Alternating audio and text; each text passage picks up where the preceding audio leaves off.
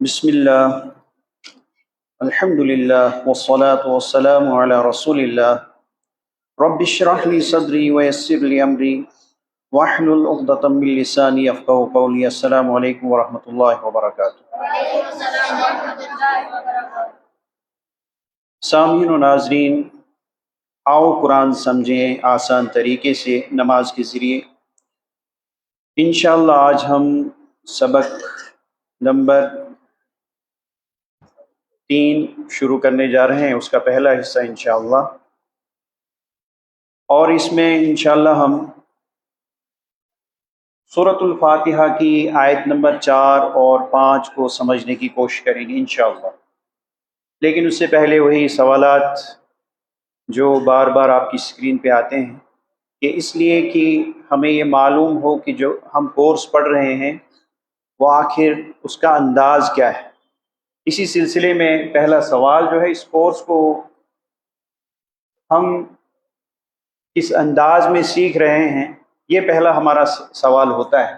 یعنی اس کورس میں ہم گرامر سیکھیں گے، اس کے ذریعے سے صرف ٹی پی آئی کے ذریعے سے، ٹی پی آئی اور عربی بول چال کے ذریعے سے، صرف عربی بول چال کے ذریعے سے، ان میں سے کوئی نہیں۔ اس کا جواب کیا ہے؟ ہاں، زور سے کوئی بولیں۔ بالکل، جواب صحیح ہے۔ اس کے بعد دوسرا جو آپ کے سامنے سوال ہے، یہ پہلے سبق سے متعلق ہے جو ہم پڑھ چکے ہیں۔ ترجمہ کرنا ہے الحمد، اور ایک سے زائد جوابات جو ہیں ان کا آپ نے انتخاب کرنا ہے۔ الحمد، ساری طاقت، تمام شکر، تمام تعریفیں، مکمل کنٹرول۔ تمام شکر، تمام تعریفیں۔ اس کے بعد اگلا سوال ہے الرجیم، اس کا آپ نے ترجمہ کرنا ہے میں پناہ میں آتا ہوں شیطان دھتکارا ہوا اکیلا۔ پھر سے دیکھیں، الرجیم کا ترجمہ آپ نے کرنا ہے۔ الرجیم کا ترجمہ ہم نے کیا کیا تھا؟ جو مردود ہے، تو اسی کا دوسرا ترجمہ کیا ہے؟ دھتکارا ہوا۔ کیا ترجمہ کریں گے آپ؟ دھتکارا ہوا۔ اگلا سوال ہے وَهُوَ اللَّهُ، ہم نے اس کا ترجمہ پڑھا وَهُوَ اور وہ، وَهُوَ اور وہ، اللہ اس میں اضافہ کیا گیا اور وہ اللہ ہے، وَهُوَ اللَّهُ اور وہ اللہ ہے۔ تو یہاں ہے کہیں ترجمے میں اور وہ اللہ ہے۔ تو آج کا سبق جس میں سورۃ الفاتحہ کی آیت نمبر 4 اور 5 انشاءاللہ ہم پڑھیں گے، اور گرامر انشاءاللہ نیکسٹ جو کلاس ہوگی اس میں ہم پڑھیں گے۔ تو اس سے پہلے کہ ہم آج کے سبق کا آغاز کریں، اس سے پہلے ہم نے یہ طریقہ سیکھ لیا ہے۔ اب یہ ہماری پہلی عادت ہے، یعنی تعوذ اور سورۃ الفاتحہ کے بعد ہمارے اندر 12 قسم کی تبدیلیاں آنی چاہیے، 12 قسم کی عادتیں ہمارے اندر پیدا ہونی چاہیے۔ اس میں ہمارے سامنے سب سے پہلی عادت کیا ہے؟ ہر کام سے پہلے ہم کیا کریں گے؟ اعوذ باللہ من الشیطان الرجیم پڑھیں گے۔ تو اس سے پہلے کہ ہم سبق کا آغاز کریں، ہم پہلے کیا پڑھیں گے؟ تعوذ۔ کیا پڑھیں گے ہم؟ تعوذ۔ تو اس کا ترجمہ ساتھ میں آپ کریں گے، اعوذ باللہ من الشیطان الرجیم، اعوذ باللہ من الشیطان الرجیم، اعوذ باللہ من الشیطان الرجیم۔ جو مربوط۔ تو پہلی عادت ہمارے اندر کیا ہونی چاہیے کہ ہم اعوذ باللہ من الشیطان الرجیم کے عادی بن جائیں۔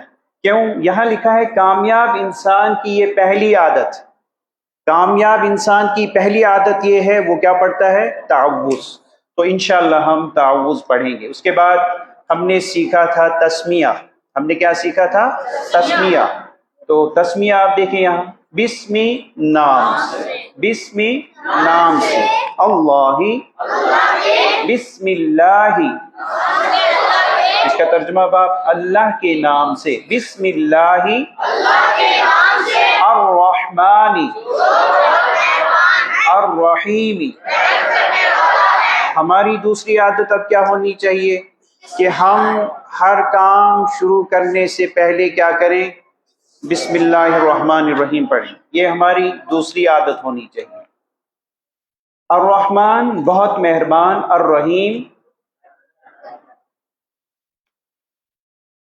الرحمن بہت مہربان، الرحیم رحم کرنے والا ہے۔ الرحمن ترجمہ کریں گے، الرحمن الرحیم، الرحمن الرحیم۔ دوسری عادت ہم نے یہ پڑھا کہ جب بھی ہم کوئی کام شروع کریں تو ہم کیا کریں؟ اللہ کے نام سے شروع کریں۔ کس کے نام سے؟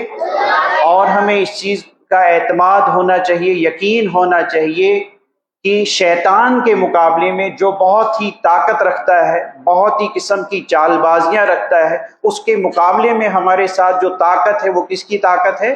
وہ اللہ کی طاقت، جو رحمان ہے، جو رحیم ہے، اور وہ ضرور ہماری مدد کرے گا۔ جب ہم اسے پکاریں گے وہ ضرور ہماری مدد کرے گا۔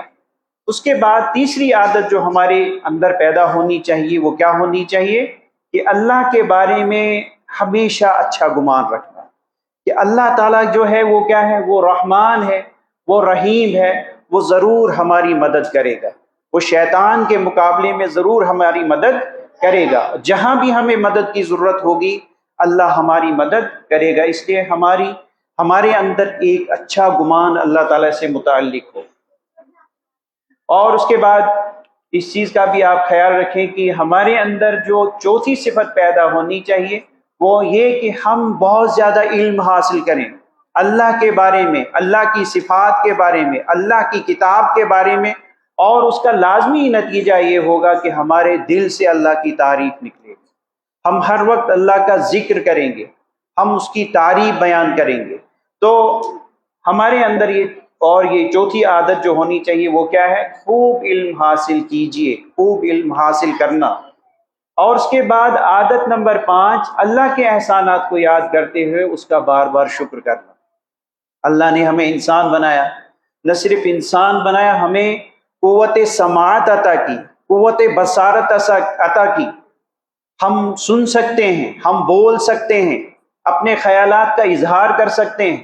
اس کے علاوہ ہمیں وہ طاقتیں عطا کی جو باقی مخلوقات کو عطا نہیں کی۔ تو اس لیے جب ہمارے ذہن میں یہ ہوگا کہ اللہ کے کیا کیا احسانات ہیں، اس کا لازمی نتیجہ یہ ہوگا کہ ہم بار بار اللہ کا شکر ادا کریں گے، ہم بار بار اللہ کو یاد کریں گے۔ اس کے بعد عادت نمبر 6 جو ہے وہ کیا ہے؟ اللہ کے نبی صلی اللہ علیہ وسلم نے فرمایا، کیا فرمایا؟ جو رحم نہیں کرتا اس پر رحم نہیں کیا جاتا، جو رحم نہیں کرتا اس پر رحم نہیں کیا جاتا۔ تو عادت نمبر 6 ہمارے اندر کیا ہونی چاہیے کہ آج اور اس وقت یا اس نماز کے بعد جس میں آپ نے یہ پڑھا، کیا پڑھا؟ کہ جو رحم نہیں کرتا اس پر رحم نہیں کیا جاتا۔ یہاں سے نکلنے کے بعد چاہے آپ آفس میں ہوں، چاہے گھر میں ہوں، چاہے بازار میں ہوں، جہاں بھی ہوں، ہم دوسروں پر رحم کریں، دوسروں کے ساتھ نرمی سے پیش آئیں، دوسروں پر ظلم نہ کریں۔ ظلم کے مختلف انداز ہیں، بے رحمی کے مختلف انداز ہیں، تو ہمیں چاہیے کہ ان تمام چیزوں سے بچیں جن کے اندر یہ ہو، جن کے اندر کیا ہو؟ رحم کے مقابلے میں ظلم، جبر، اور دوسروں کی دل آزاری کرنا، مختلف انداز سے ان کو ستانے کی کوشش کرنا، کیونکہ اللہ کے نبی صلی اللہ علیہ وسلم نے کیا فرمایا؟ جو رحم نہیں کرتا اس پر رحم نہیں کیا جاتا۔ تو انشاءاللہ ہم کیا کریں گے؟ ہمارے اندر اب رحم ہی رحم ہوگا، ہم دوسروں کو معاف کریں گے انشاءاللہ۔ تو یہ عادت بھی انشاءاللہ ہم اپنے اندر پیدا کرنے کی کوشش کریں گے۔ تو آج کی آیت جو ہے اب ہم اس کی تلاوت کریں گے اور اس کا ترجمہ پڑھیں گے۔ مالکی، اس میں پہلا لفظ کیا ہے؟ مالکی، مالک، مالکی مالک۔ تو ترجمہ کریں گے مالکی مالک ہے، مالکی مالک ہے، مالکی مالک ہے۔ اس کے بعد دوسرا لفظ جو ہے وہ ہے یوم۔ یوم اردو میں بھی استعمال کیا جاتا ہے، جیسے آپ دیکھیں یوم عید، عید کا دن، یوم آخرت آخرت کا دن، ٹھیک ہے نا، اردو زبان میں بھی استعمال کیا جاتا ہے۔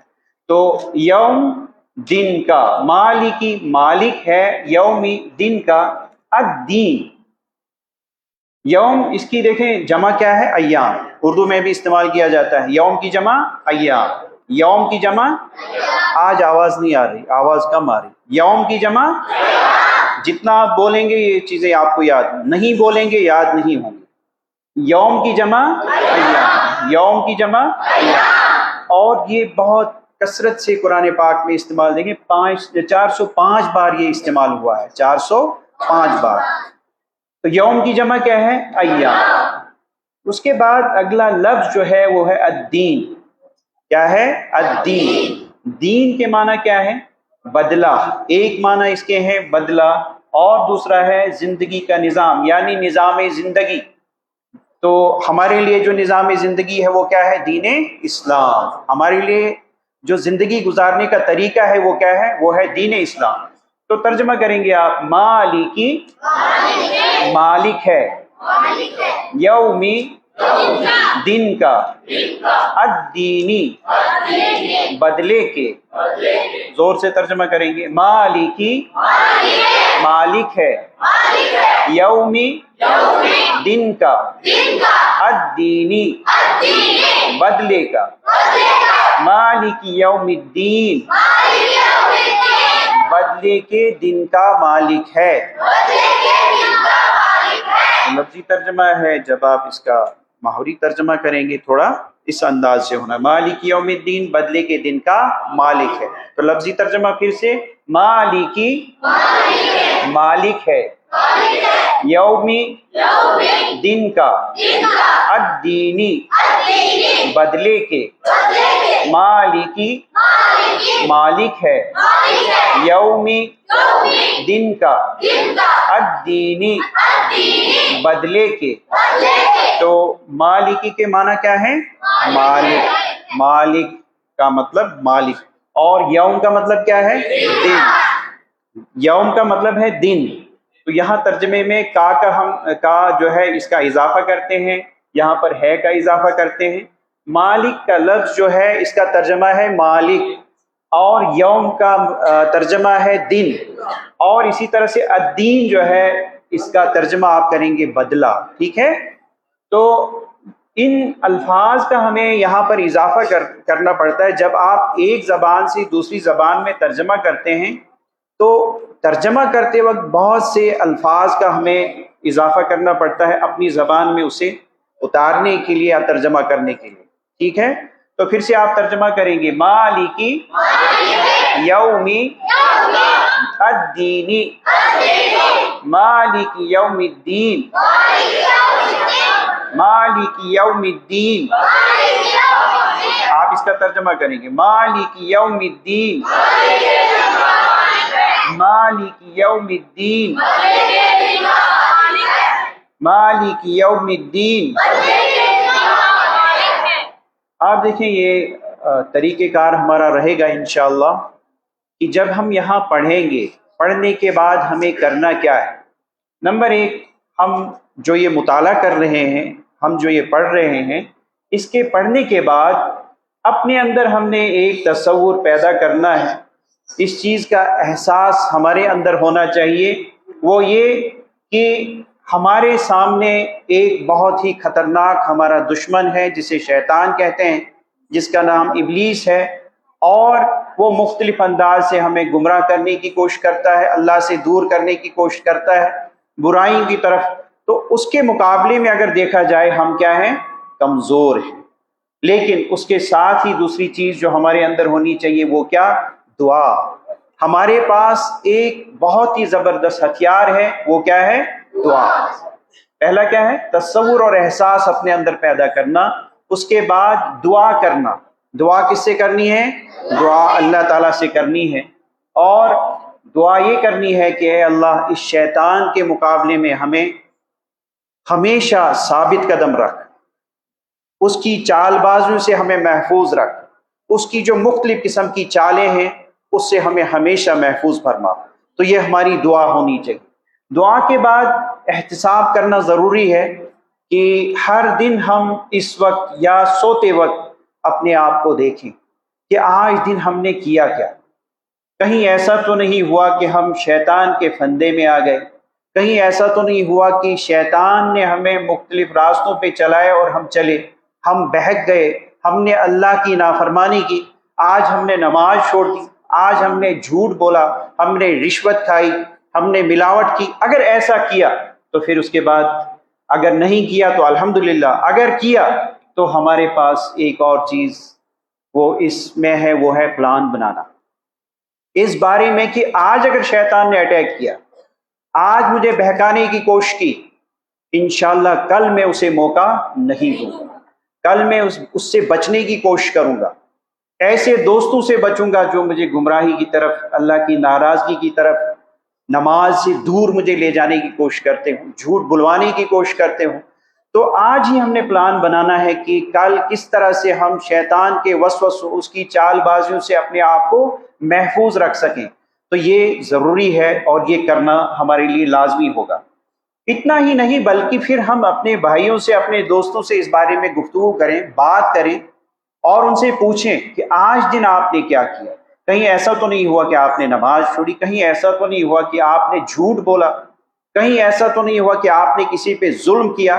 یہ تمام چیزیں ہم نے اپنے دوستوں سے بھی شیئر کرنی ہے، ان سے بات کرنی اس سلسلے میں کہ شیطان کے پھندے میں انشاءاللہ ہم نہیں آئیں گے۔ تو آپ دیکھیں، یہ پوری ایک تصویر ہمارے سامنے رہنی چاہیے، یہ ہمارے ذہن میں نقش ہو جانا چاہیے کہ جب بھی ہم کوئی کام کریں، جب بھی ہم کوئی قدم اٹھائیں، اس سے پہلے ہم یہ جانیں کہ ہمارے ساتھ ایک شیطان ہے جو بہت ہی خطرناک ہے، طاقتور ہے، تدبیریں کرتا ہے، چالیں چلتا ہے۔ تو فوراً ہم اللہ سے دعا کریں۔ چاہے آپ طالب علم ہیں، چھوٹے ہیں، پڑھتے وقت بھی شیطان کیا کرتا ہے؟ بچوں کو پڑھنے نہیں دیتا ہے، کتابوں سے وہ ان کا ذہن اور ہی کسی طرف لے جاتا ہے۔ آج تو موبائل فون آپ کے پاس ہوتا ہے، بچے بہت زیادہ اس کا استعمال کرتے ہیں۔ تو ہمارا کام کیا ہے؟ فوراً ہم دعا کریں اللہ تعالیٰ سے۔ ایک تو پڑھیں اعوذ باللہ من الشیطان الرجیم، اس کے بعد بسم اللہ الرحمن الرحیم، اور پھر احتساب کریں ہم یہ کیا کر رہے ہیں، ہم غلط کام کر رہے ہیں، ہمیں ایسا نہیں کرنا چاہیے، ہمیں صحیح کام کرنا چاہیے۔ دکاندار دکان پہ ہمیں ڈنڈی نہیں مارنی چاہیے، ایک شخص آفس میں ہمیں رشوت نہیں کھانی چاہیے۔ اسی طرح سے مختلف میدان اور مختلف شعبہ حیات جو ہے اس میں ہمیں اس چیز کا خیال رکھنا ہے اور فوراً پلاننگ کرنی ہے کہ ہم ایسا نہیں کریں گے، اس کو ہم اپنے سے دور کرنے کی کوشش کریں گے اور پھر اس چیز کو پھیلانے کی بھی کوشش کرنی انشاءاللہ۔ تو پھر سے آپ دیکھیں، مالکی مالک ہے، مالکی یومی الدینی، مالک یوم الدین بدلے کے دن کا مالک ہے۔ دین کے دو معنی ہیں، نمبر ایک بدلہ، یعنی اچھے کام کا اچھا بدلہ اور برے کام کا برا بدلہ۔ یعنی کل قیامت کے دن اللہ کے حضور جب ہم کھڑے ہوں گے تو جس نے اچھے کام کیے ہوں گے، اللہ کی مرضی کے مطابق زندگی گزاری ہوگی، نماز پڑھی ہوگی، روزہ رکھا ہوگا، جھوٹ سے بچا ہوگا، غیبت سے بچا ہوگا، ان تمام چیزوں سے بچا ہوگا، اللہ تعالیٰ اس کے ان اچھے کاموں کے بدلے اس کو اچھا بدلہ عطا کرے گا۔ اور جس نے برائیاں کی ہوں گی، برائیوں کے بدلے اس کا بدلہ جو ہوگا وہ اچھا نہیں ہوگا، بلکہ وہ کیسا ہوگا؟ وہ برا بدلہ ہوگا۔ اور دوسرے معنی کیا ہے اس کے؟ زندگی گزارنے کا طریقہ، جیسے اسلام، زندگی گزارنے کے مختلف طریقے دنیا میں ہیں، لیکن ان میں جو اللہ کے حضور قابل قبول ہے وہ کون سا ہے؟ دین اسلام۔ ان الدین عند اللہ الاسلام، اللہ کے حضور جو قابل قبول ہے وہ کیا ہے؟ دین اسلام۔ اس لیے ہمیں چاہیے کہ اپنی زندگی ہم دین اسلام کے مطابق گزاریں۔ تو سبھی کوشش کریں گے۔ آج کی آیت جس کی ہم نے تلاوت کی، اس کا ترجمہ آپ کے ذہن میں آ گیا ہوگا، مالکی مالک ہے، یومی دن کا، الدینی بدلے۔ تو پورا ترجمہ کیا کریں گے؟ مالک یوم الدین، مالک یوم الدین۔ اس کے کتنے معنی ہیں؟ کس کے؟ دین کے۔ دین کے کتنے معنی ہیں؟ کیا کیا؟ نمبر ایک بدلہ، اور نمبر دو زندگی گزارنے کا طریقہ۔ اور ہمارے لیے زندگی گزارنے کا بہترین طریقہ کیا ہے؟ دین اسلام. کیا ہے؟ دین اسلام. تو مالک کا مطلب کیا ہے؟ مالک اردو میں بھی استعمال ہوتا ہے، عربک میں بھی. اور یوم کا مطلب کیا ہے؟ دن.